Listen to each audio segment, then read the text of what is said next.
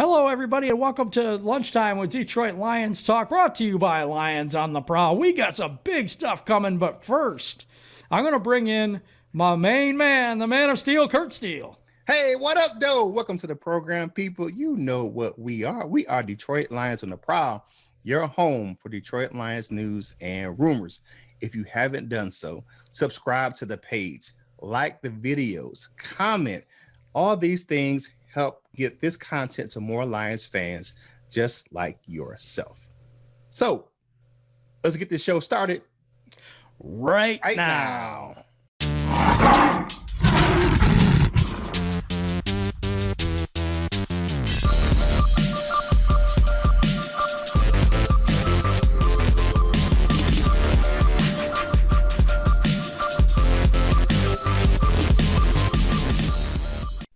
Hey, welcome back to the program, people. We have a huge announcement because of you, the viewers and fans of Detroit Lions on the Prowl.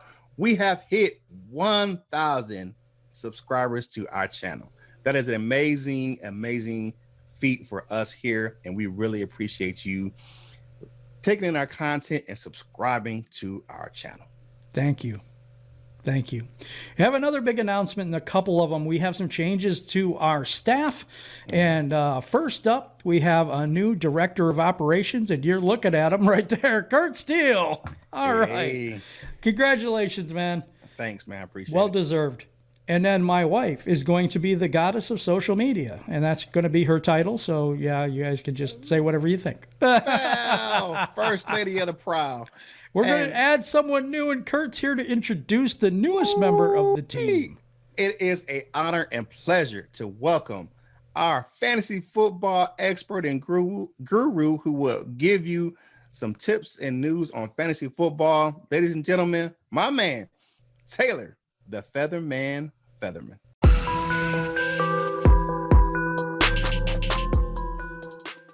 What's cracking, Detroit Lions on the Prowl faithful? My name's Taylor Featherman, and to be honest with you guys, I'm a bit of a fantasy football junkie.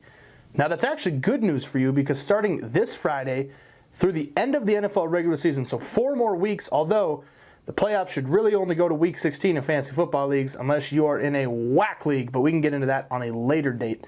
Anyway, the next few weeks, right here on the Lunchtime Detroit Lions talk show, you can find me, Taylor Featherman, dishing out fantasy football advice because really, all I want to get you for Christmas is the unrivaled gift of a fantasy football championship. And I know, who has that much time? A lot of things got to go in, but every move you make matters at this point in the season. So let me help. I have that much time. And even if I don't, I'm blowing off my social responsibilities, not you. Who cares? So join me this Friday right here on the Lunchtime Detroit Lions talk show. We got plenty of work to do. Let's get cracking.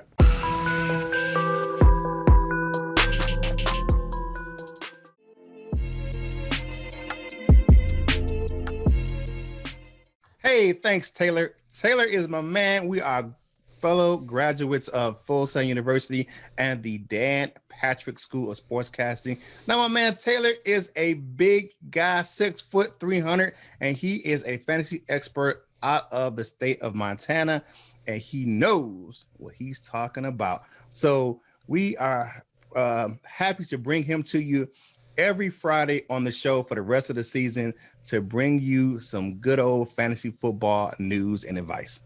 Oh, that sounds like an amazing deal there.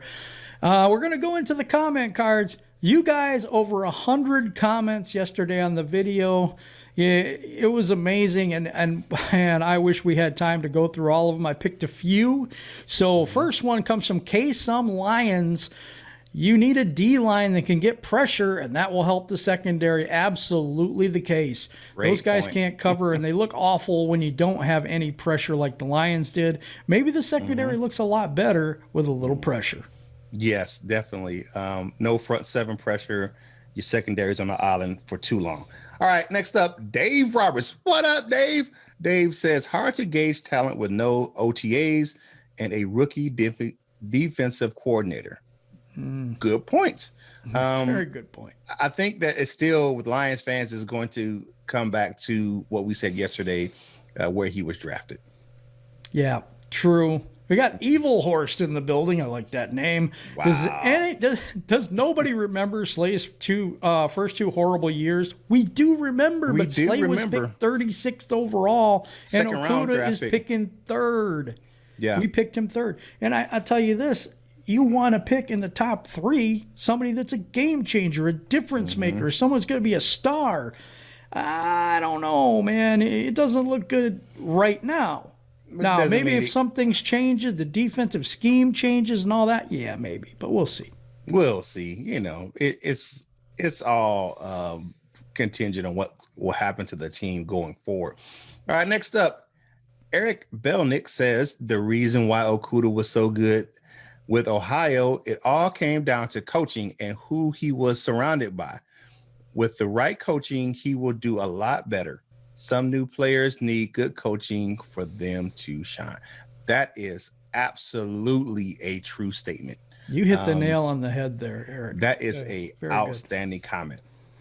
Okay, now I got this one so I have to ask you this one because we got a kind of a rebuttal. So let me ask that real quick. Okay. All right. You can call me Funk. Mac didn't get any credit for pressures. He had Stafford stepping up in the pocket a few times, I thought. They did well against him in both games. But statless? Really? Did you mean statless or sackless? Oh, let's take a gander at it. So we making sure that we get the information correctly. Okay, so let's look at the stat sheet for the Lions and the Lions versus the Bears. So let's go to the good old machine here, and I'm going to pull it up. So we have some good juju that that we are putting out. So good juju. Yeah. So let's see. Okay, let's go to the box score. All right. So defense, and I'm looking it up.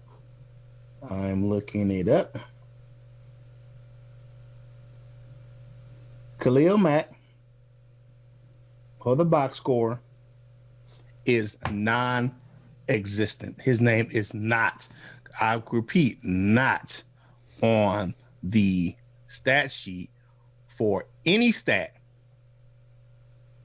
Wow. On the Chicago's defense. Wow. Well, that's great. That's great. Curt, you was right. He didn't register a tackle. He didn't register a pressure. No quarterback hits. Nothing. And pressure is not an official stat. To be honest with you. I mean, it's not. I mean, it's something that they some analytics people use, but looking at tackles, sacks, tackles for loss, pass defense, quarterback hits. Nothing. No. All right. Well, that's a good call then. What you got next, Curt? All right, let's close this thing out. And it is Mr. Donovan Marshall.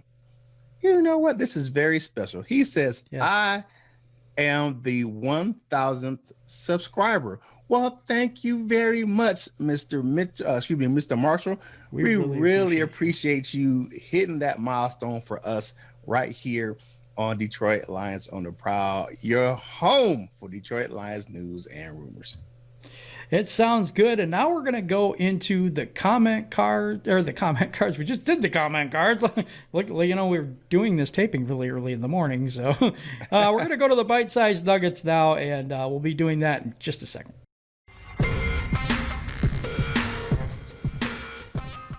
Hey, it's time to get some good, tasty, bite-sized nuggets. Jim, what you got? I got a few. I got 3 of them today. The Lions GM search rumors. Former Giants Jerry Reese is a candidate. I'm like, no, please no. The Giants are terrible. But I did hear that name. I have heard Jerry Reese. So we're going to do him on an upcoming GM search. We're going to do him soon. So Brett Favre calls Darrell Bevell a very brilliant offensive-minded coach. Yeah. So I don't know, just more good about Darrell Bevell. So we'll keep seeing what he's doing. I think he goes 1-1 this week. Plays the Packers. I don't see anything going there.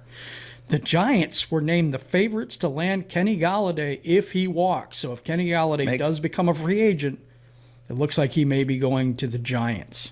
Makes sense, just because of the fact that he has Golden Tate up there who can give him some advice, and that'll be a draw for the Giants. Now, the only thing with that is that they were almost divorced this year. Golden Tate had some serious issues with the Giants this year. So yeah.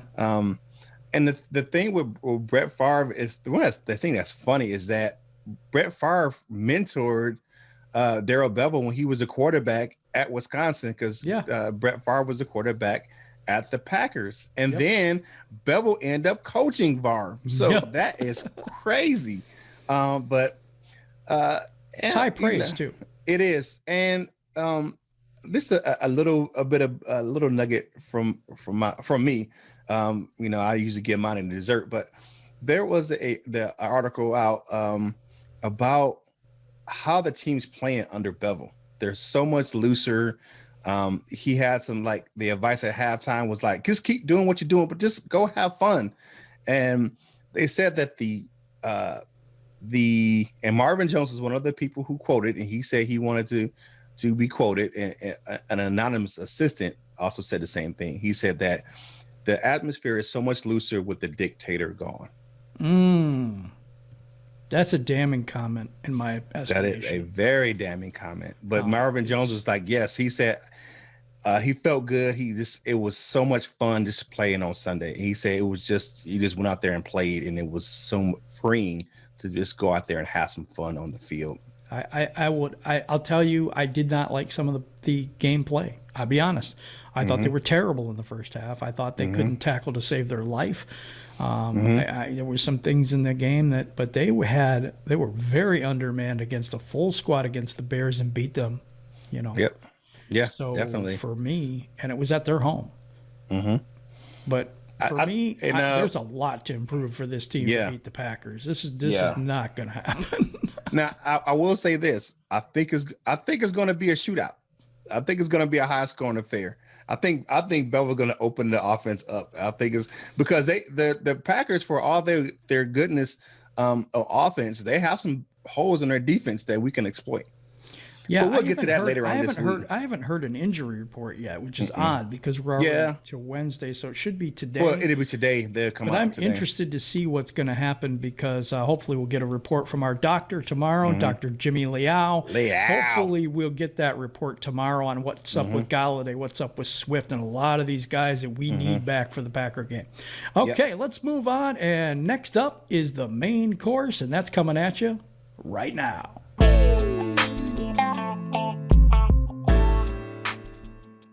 Hey, it's time to get to the main course.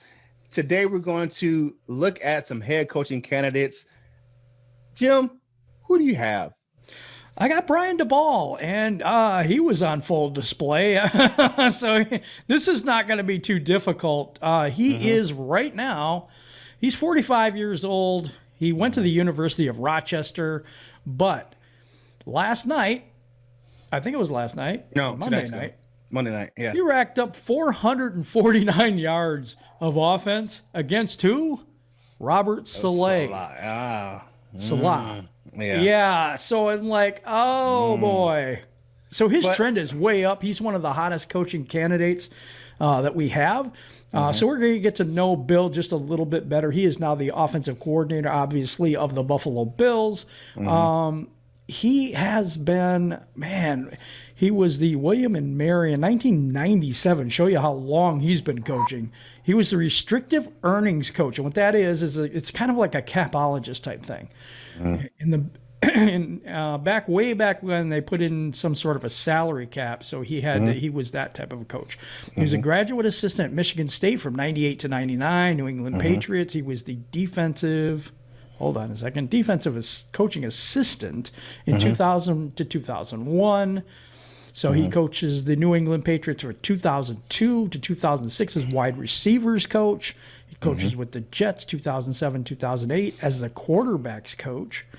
He was in Cleveland from 2009 to 2010 as the offensive coordinator, Dolphins 2011 offensive coordinator, Kansas City Chiefs 2012 offensive coordinator, the Patriots again in 2013. He's an offensive assistant. New England Patriots tight end coach. He went back to Alabama in 2017. He was the co-offensive coordinator and quarterbacks coach. And Buffalo Bills, he's the offensive coordinator.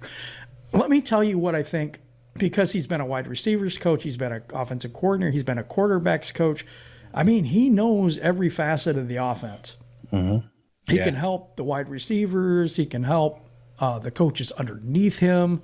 He can help with the quarterback. If we take a new one, which I think that will happen at some point, I just think this guy is worth watching, and he could be on the radar. A couple quotes I wanted to say from Brian DeBall. This is funny. Plans for Aaron Rodgers or Aaron Donald for the LA Rams. Maybe he can miss the bus. Oh, that's funny.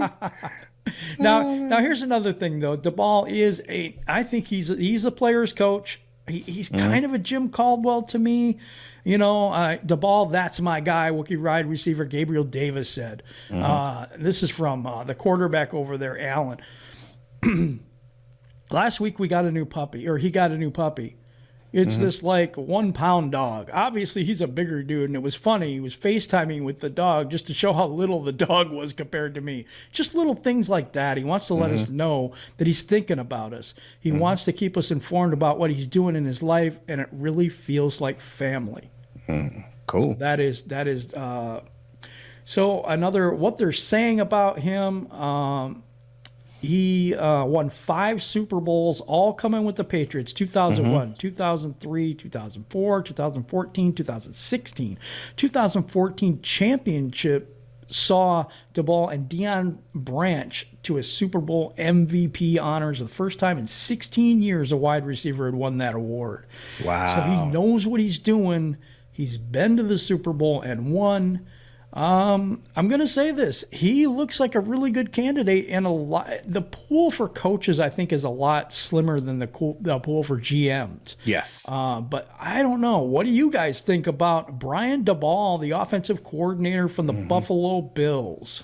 All right. Today, I'm looking at Mr. Matt Campbell. Now, this was suggested by Dakota Baird on yesterday's comment card. So guess what, Dakota?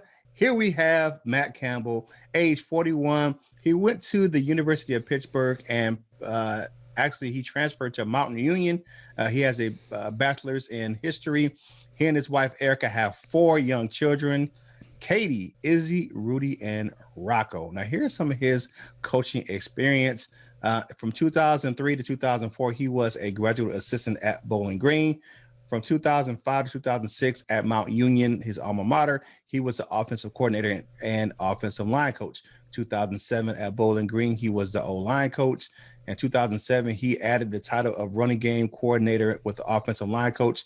Then he moved to Toledo in 2009, where he had those same roles, run game coordinator and the O-line coach. In 2010 to 2011, he was the offensive coordinator and the O-line coach. 2011, he got promoted to the interim head coach. 2012 to 2015, he was the full-time head coach at the University of Toledo. And from 2016 to present, he is the Iowa State head coach. Now, here's some of his college coaching accomplishments. 2 MAC West Division championships from 2014 to 2015 at Toledo. He was the MAC Coach of the Year in 2015, 2-time Big 12 Coach of the Year 2017, 2018. He was the AP Big 12 Coach of the Year in 2017. And here's some of his notable victories as the head coach of Iowa State. 2017, he beat 2 top 25 teams in TCU and Oklahoma. 2018, he again beat 2 top 25 teams, Oklahoma State and West Virginia, who was ranked number 6 at the time. And in 2019, which was, of course, last season, he beat number 22 Texas as head coach of Iowa State. He has a vast experience. He knows his way around the offense, being an offensive line coach and a run game coordinator. So that's definitely one area that Detroit Lions are lacking. That's true. Both of these guys are really good candidates. I like Brian DeBall because he has the NFL experience. So I would take him over Campbell at this point. I don't know. I mean, maybe this guy is really, really good and deserves to be considered. I'd just like to see someone do it at the NFL level. That's just my thing. I think that's a big debate from Lions fans of what kind of next head coach they want. Some guys want some new fresh blood, coming in, no coaching experience, and maybe to build the team they want at the Lions, and other individuals want an experienced head coach to come in and take the reins. Some people want an offensive coordinator. Some people want a defensive coordinator. It's interesting to see how Sheila Ford-Hamp and Rod Wood are going to take this. Now, one note that was kind of disturbing for me yesterday that I read on Twitter is that they are leaning on the league once again as far as the head coaching and GM search. They're I'm like, I wish they would have hired a coaching a search firm for the GM and coaching thing. Yeah, just because of the fact. Corsi again? No, not Corsi. What's his name? He's the vice president of football operations at the NFL. No. If they're leaning on the NFL, we're screwed for another 5 years. Yeah, it's we are absolutely screwed. You just crushed my soul there, Curt. Yeah, I read it yesterday, man, and I just wanted to bring it up. So that's just a little. That's awful. A little caveat to the coaching GM search. It's I will. It's these are the same guys that helped us pick Bob Quinn and Patricia.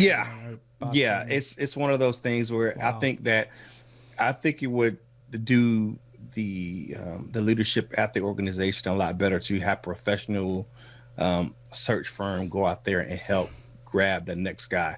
Well, I agree. The Michigan State Legislature is trying to intervene as well. I said that yesterday. You have legislators, out there giving advice, writing letters to the Ford's family, trying to get them to hire Robert Saleh out of the 49ers as the next head coach. After last night, I don't know if that's going to happen. No, I'm just kidding. Yeah. Well, stuff happens. They're really undermanned out there in San Francisco as well. Yeah, they have some people that's down.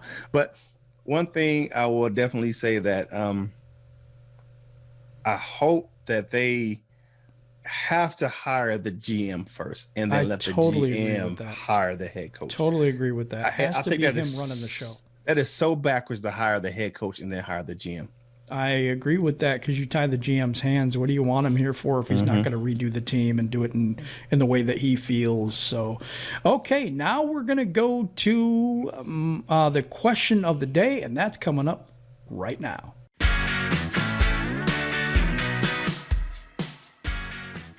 Well, we hope you got full on the main course. Now it is time for the question of the day. Jim, what you got? Would you be interested in either of these head coaches as the next coach for the Detroit Lions? And if you do, in the comments, tell me why. Tell me why you support Brian DeBall or Matt Campbell. So, real simple question of the day today. Would you be interested in either of these head coaches for the head coaching position at the Detroit Lions? And now we're going to go to my favorite segment of the show. It's going to be Dessert with Curt coming up next.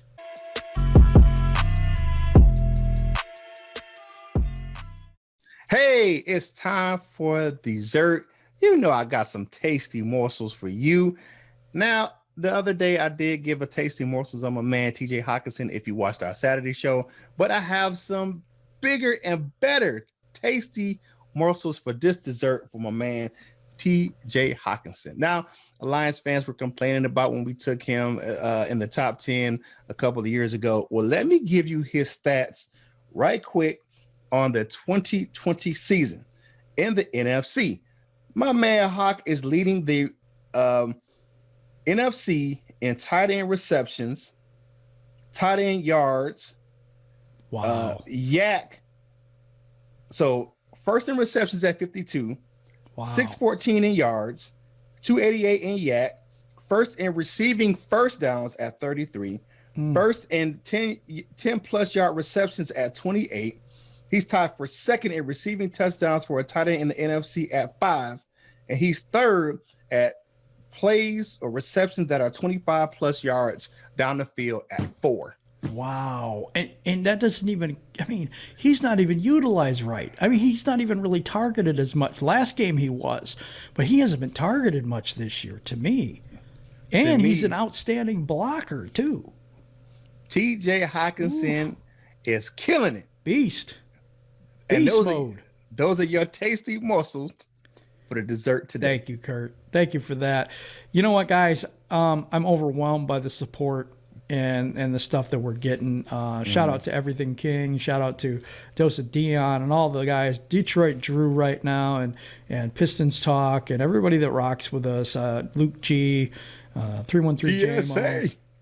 You know what it is. In the building. It's DSA all day, baby. You know how we roll. All day. Yeah. And just appreciate everybody that's helped us to get to this place. And it's just the beginning, man. It's just the beginning. Things are really going to start popping for us here at Detroit Lions on the Prowl. We're going to have some big things coming up in 2021. And we're going to let you know about those as they come up. But I'm going to take and throw it to my man Curt now for the end of the show. Thank you, Curt. Hey, you know what we are. We are Detroit Lions on the Prowl. We are your home for Detroit Lions news and rumors. If you haven't done so already, subscribe to the page, like the videos, comment, and share them because that helps us get this content to more Lions fans just like yourself. Hey, we appreciate it. 1,000 again. We really appreciate it. And yesterday's video was bananas. We really appreciate it. Over 3,000 views on yesterday's video, which is amazing. And it's all because of you, our viewers. You are a part of the Detroit Lions on the Prowl family, and we appreciate you more than you know. Hey, you know what you got to do. Whatever you do in life, you got to boss up, ball out, and be the best version of you that you can be. For my man Jim, right here on Detroit Lions on the Prowl, this is Curt Steele, and we will holler at you real soon.